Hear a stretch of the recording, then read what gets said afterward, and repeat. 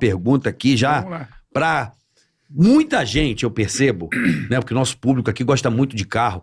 O Boleta também é fissurado por carro. Nossa audiência ama, né, automóvel. Eu sinto das pessoas, né, conversando com elas sobre os novos carros e os carros antigos. E todo mundo, eu percebo um certo saudosismo, né? Aquela coisa do carro como uma joia. E hoje o carro é visto como simplesmente um modal, né? A indústria, ela visualizou diferente?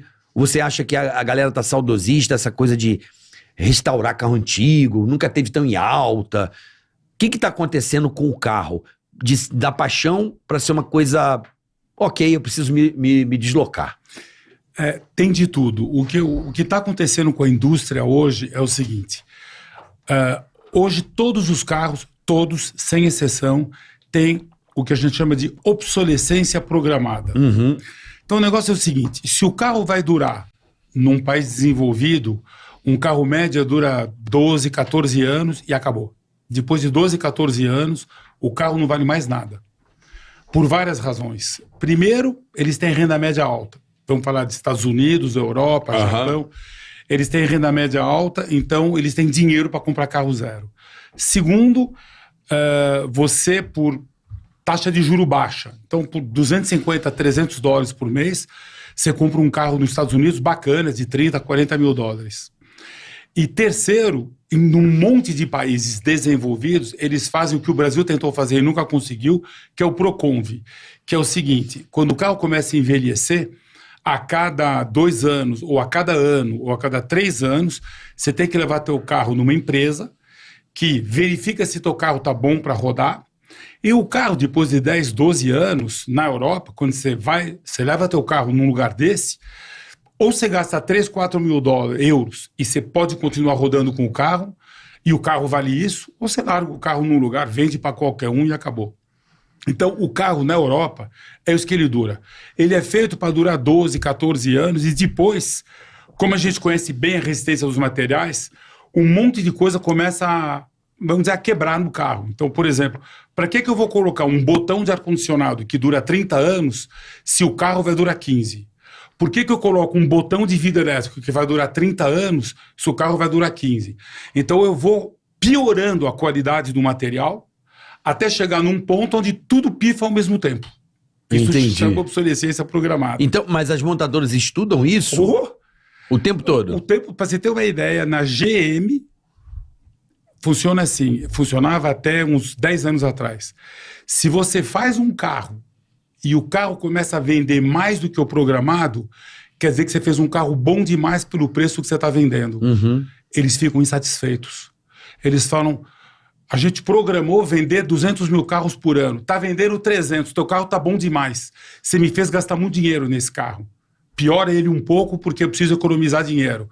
Aí você vai cortando coisinhas ou você vai aumentando o preço. Uhum. Ou seja, absolutamente tudo é programado. E quando você faz 1 milhão de carro na vida útil de um carro, $1 de diferença é $1 milhão. Então, o pessoal olha tudo. Resistência de tudo, dos bancos, das molas, do botão do ar-condicionado, absolutamente tudo. E quando você pega um carro desse e você quer andar muito tempo com ele, ele não aguenta. Por isso que nos países que tem muito carro antigo, Cuba, por exemplo, tem carro da década de 50, 60. Não tem carro da década de 80, porque o carro da década de 80 não aguenta. Entendi. Nem de 90, né? Não aguenta, porque ele custa mais barato, em dólar constante ele custa bem mais barato, mas antigamente liquidificador, o botão do liquidificador durava 50 anos em baquelite, mas o liquidificador depois de 3 anos você troca. Para que você vai colocar um botão caro? Também o liquidificador hoje é muito mais barato do que era. Então tem essa obsolescência programada. Você sabe onde eu vi isso, Carioca? E vivenciando isso, eu na década de 80, eu trabalhava numa empresa que as pessoas não conhecem, mas hoje era Arthur Andersen. Você lembra bem de consultoria, auditoria? Era concorrente da Price. E nesse momento eu morava nos Estados Unidos e foi quando teve a chegada dos tigres asiáticos. Os Estados Unidos era um país que tinham só aqueles carros grandes, duráveis, de ferro, né? Ou seja, não falava muito de deformação, né? A gente estava preocupado com deformação do carro. Sim, o carro tinha que durar muito e ficar muito tempo, como era o videocassete também, que era para ficar lá 4, 5 anos. E teve essa virada de chave com a chegada dos tigres asiáticos, quando a Toyota chegou lá, ou seja, os carros começaram a chegar mais descartáveis, vendendo muito, mais compactos, mais econômicos, mas ainda numa época que ninguém se preocupava com o custo do petróleo. Mas eu entrei nesse assunto só para falar de uma disruptura que a gente teve aqui no mercado, e aí foi desse cara. Eu queria comentar duas coisinhas. Primeiro, as coletivas de imprensa que a gente sempre participou, de Sérgio Habib, seja Citroën ou Jaque, eu me arrependo muito de não ter colecionado os fascículos, de não ter feito uma coleção de fascículos, porque o Sérgio, ele falava isso aqui de produto, né? Dava uma pincelada no produto, tinha o gerente de produto para falar, mas a gente sempre teve uma aula de mercado, aula de indústria, e para mim uma das melhores foi quando você trouxe a linha comercial da Jaque. Ele deu uma aula para todo mundo, até de carregamento de celular. Não sei se você lembra que você falou de carregamento de celular, carregamento do carro elétrico, de não chegar a 100%, para não deixar baixar de 20% ou 15%, coisa que a gente está escutando agora. Essa tua coletiva ter sido uns 3, 4 anos atrás. 5 anos atrás. 5 anos atrás. E hoje as pessoas falam isso. Eu vou em coletivas de quem traz, o BYD, o GWM, todo mundo fala, olha, mas o importante, você não precisa chegar em 80%, você não precisa passar de 10%, então a gente já tinha com aula. Falando de disruptura, quando você trouxe a Citroën para o Brasil, a gente percebeu um mercado onde os franceses que estavam aqui, eles eram modelos muito vindos dos modelos argentinos, tanto Peugeot quanto a Renault.